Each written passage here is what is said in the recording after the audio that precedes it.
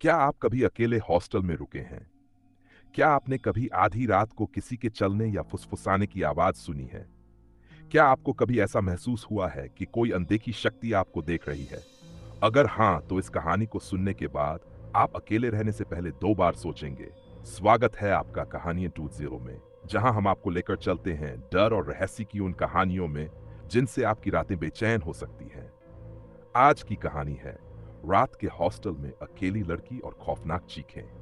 यह कहानी आपके रोंगटे खड़े कर देगी। तो अगर आप तैयार हैं, लाइट बंद कर लीजिए, हेडफोन लगा लीजिए और अब शुरू होता है एक ऐसा सफर जहां से लौटना आसान नहीं। रात का तीसरा पहर था। बाहर ठंडी हवाएं चल रही थी और चारों ओर सन्नाटा पसरा था। शहर के बीचों बीच स्थित एक पुराना गर्ल्स हॉस्टल अपनी अजीबोगरीब कहानियों के लिए कुख्यात था। इस हॉस्टल में कई लड़कियों ने रात में किसी के चलने की आवाजें सुनी थीं। किसी ने खिड़कियों पर अजीब परछाइयां देखी थी, तो कुछ ने आधी रात को किसी के सुबकने की आवाजें महसूस की थीं। लेकिन कोई भी लड़की इस पर खुलकर बात करने की हिम्मत नहीं करती थी। इस हॉस्टल में नेहा नाम की लड़की रहती थी। वह निडर थी, भूत प्रेत जैसी चीजों में विश्वास नहीं रखती थी। उसके दोस्त उसे अक्सर मजाक में कहते, नेहा, एक दिन ये हॉस्टल तुम्हें भी डरा देगा। और नेहा हंसते हुए कहती, भूत वूत कुछ नहीं होते, ये सब सिर्फ दिमागी खेल है।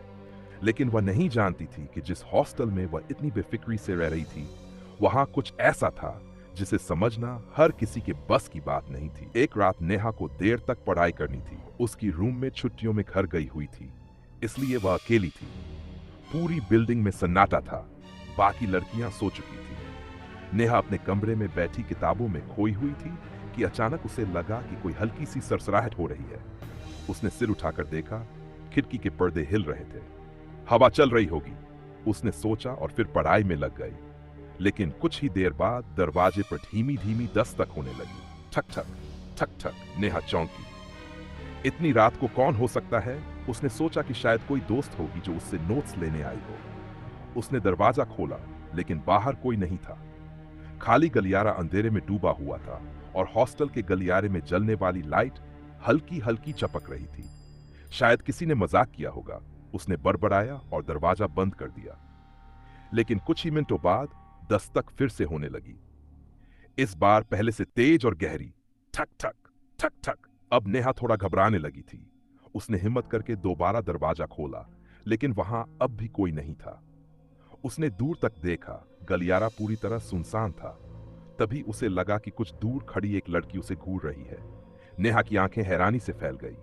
वह लड़की बहुत अजीब थी। उसके लंबे काले बाल चेहरे के आगे लटके हुए थे और वह एकदम सफेद कपड़ों में खड़ी थी। नेहा ने आवाज दी, कौन हो तुम? यहां क्या कर रही हो? लेकिन वह लड़की कुछ नहीं बोली। वह बस वहां खड़ी रही, टकटकी लगाकर नेहा को देखती रही। तभी अचानक उसने जोर से चीख मारी। नेहा के कानों में तेज गूंज हुई और वह झटके से दरवाजा बंद करके अंदर भाग गई। अब नेहा का दिल जोरों से धड़क रहा था। उसे लग रहा था कि वह किसी मुसीबत में फंस गई है। अचानक कमरे की लाइट छपकने लगी। पंखा धीमे धीमे घूमने लगा, जैसे किसी ने उसे छू लिया हो। और फिर उसके कानों में किसी के धीरे धीरे बोलने की आवाज आई, नेहा, नेहा। वह झटके से पलटी। कमरे में कोई नहीं था।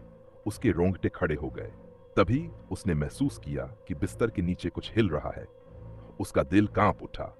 बहुत हिम्मत करके उसने नीचे झांकने की कोशिश की, लेकिन तभी बिस्तर के नीचे से एक सफेद हाथ निकलकर बाहर आया और जोर से उसकी ओर लपका।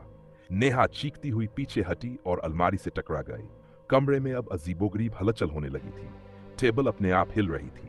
खिड़की जोर जोर से पटपटाने लगी।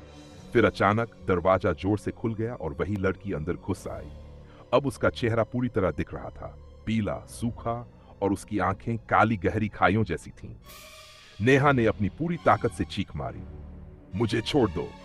लेकिन वह लड़की धीरे धीरे नेहा की तरफ बढ़ रही थी। नेहा ने खुद को बचाने के लिए पीछे की ओर भागना चाहा, लेकिन उसके पैर किसी अनदेखी ताकत ने जकड़ लिए थे। तभी पूरे हॉस्टल में अचानक अजीबोगरीब चीखें गूंजने लगीं। हर तरफ से चीखों की आवाजें आ रही थीं। बचाओ, हमें छोड़ दो, हम यहां नहीं रहना चाहते। नेहा के शरीर में कंपन होने लगा। नेहा की चीखों से बाकी लड़कियां जाग गई और वे दौड़ती हुई उसके कमरे में आईं। लेकिन जैसे ही उन्होंने दरवाजा खोला, वे दंग रह गई। कमरा पूरी तरह अस्त व्यस्त था। किताबें फर्श पर बिखरी थीं, खिड़की टूटी हुई थी और नेहा वह बिस्तर पर बेहोश पड़ी थी। उसके चेहरे पर गहरी खरोंचों के निशान थे। लड़कियों ने उसे तुरंत होश में लाने की कोशिश की। जब नेहा को होश आया तो उसकी आंखों में अजीब सा डर था। वह लड़की, नेहा कांपते हुए बोली। एक दोस्त ने पूछा। नेहा ने कांपते हुए इशारा किया, लेकिन वहां कोई नहीं था। तभी हॉस्टल की वार्डन आई और उन्होंने सुना तो उनकी आंखों में भी डर उतर आया। तुमने उसे देखा? वार्डन ने गंभीर स्वर में पूछा। हाँ। वह कौन थी?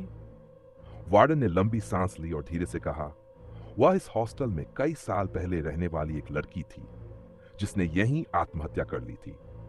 उसकी आत्मा अभी भी यहां भटकती है। नेहा के हाथ पैर सुन्न पड़ गए।